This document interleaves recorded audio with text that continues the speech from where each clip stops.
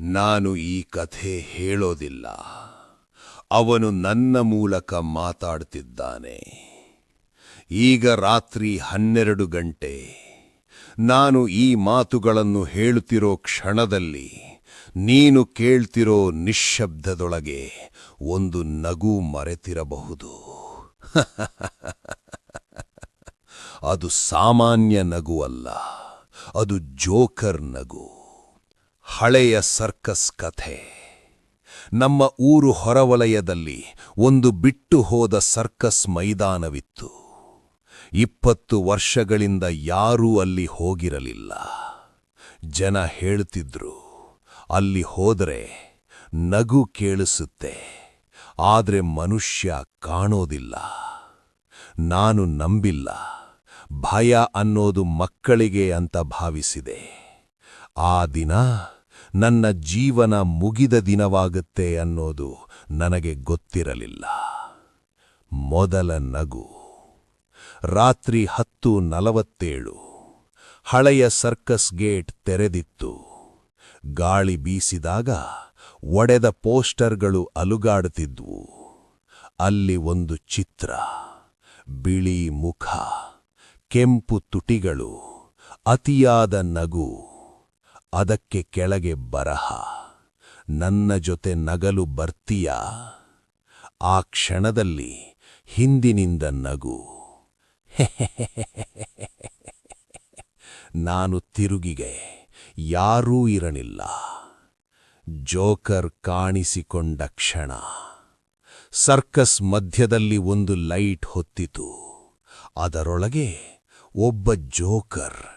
ಬಿಳಿ ಮುಖ, ಕಪ್ಪು ಕಣ್ಣುಗಳೊಳಗೆ ಖಾಲಿತನ, ಕೆಂಪು ತುಟಿಗಳಿಂದ ರಕ್ತ ಹನಿಯಂತೆ ಹರಿಯುವ ಬಣ್ಣ. ಅವನು ಮಾತಾಡಲಿಲ್ಲ, ಕೇವಲ ನಗುತ್ತಿದ್ದ. ನಾನು ಓಡೋಕ್ಕೆ ಪ್ರಯತ್ನಿಸಿದೆ, ಆದರೆ ನನ್ನ ಕಾಲು ನೆಲಕ್ಕೆ ಅಂಟಿಕೊಂಡಿತ್ತು. ಆಟ ಆರಂಭ. ಜೋಕರ್ ನಿಧಾನವಾಗಿ ನನ್ನತ್ತ ಬಂದ. ಅವನ ಕೈಯಲ್ಲಿ ಬಣ್ಣ ಬಣ್ಣದ ಬಲೂನ್. ಒಂದು ಬಲೂನ್ ಒಡೆದಾಗ ಅದರೊಳಗಿಂದ ಮಾನವನ ಬೆರಳು ಬಿದ್ದಿತು. ನಾನು ಚೀರಿದೆ. ಅವನು ಮೊದಲ ಮಾತು ಹೇಳಿದ, ನೀನು ನಗಲಿಲ್ಲ. ಈಗ ನಗಿಸೋದು ನನ್ನ ಕೆಲಸ. ಭಯಾನಕ ಸತ್ಯ. ಅವನು ಹೇಳಿದ ಕಥೆ. ಸರ್ಕಸ್ನಲ್ಲಿ ಮಕ್ಕಳನ್ನು ನಗಿಸೋ ಜೋಕರ್, ಆದರೆ ಒಳಗೆ ಒಬ್ಬ ಕೊಲೆಗಾರ. ಮಕ್ಕಳ ನಗು ಕೇಳಿದಾಗ ಅವನಿಗೆ ಜೀವ, ನಗು ನಿಂತಾಗ ಸಾವು.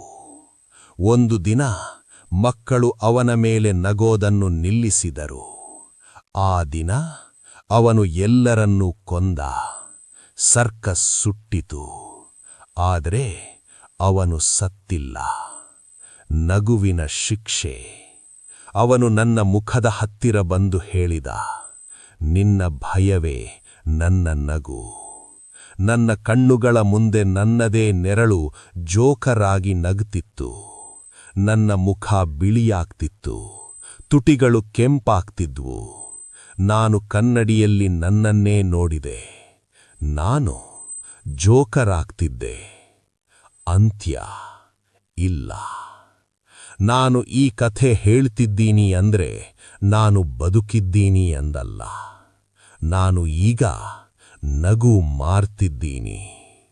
ಇಂದು ರಾತ್ರಿ ನೀನು ಒಬ್ಬನೇ ಇದ್ದರೆ, ಯಾರೂ ಇಲ್ಲದಾಗ ಹಿಂದಿನಿಂದ ನಗು ಕೇಳಿಸಿದ್ರೆ ತಿರುಗಿ ನೋಡಬೇಡ. ಏಕೆಂದರೆ ಮುಂದಿನ ಜೋಕರ್ ನೀನೇ. ಹಲೋ ಸ್ನೇಹಿತರೆ, ಮುಂದಿನ ಕಥೆ ಎತ್ತಿಕೊಂಡು ಬರುತ್ತೇನೆ. ನಿಮ್ಮ ಅನಿಸಿಕೆಯನ್ನು ಕಮೆಂಟ್ ಮಾಡಿ ಆ್ಯಂಡ್ ಶೇರ್ ಮಾಡಿ, ಸಬ್ಸ್ಕ್ರೈಬ್ ಮಾಡಿ, ಲೈಕ್ ಮಾಡಿ. ನನಗೆ ಇನ್ನೂ ಪ್ರೋತ್ಸಾಹ ಸಿಗುತ್ತದೆ. ಧನ್ಯವಾದ.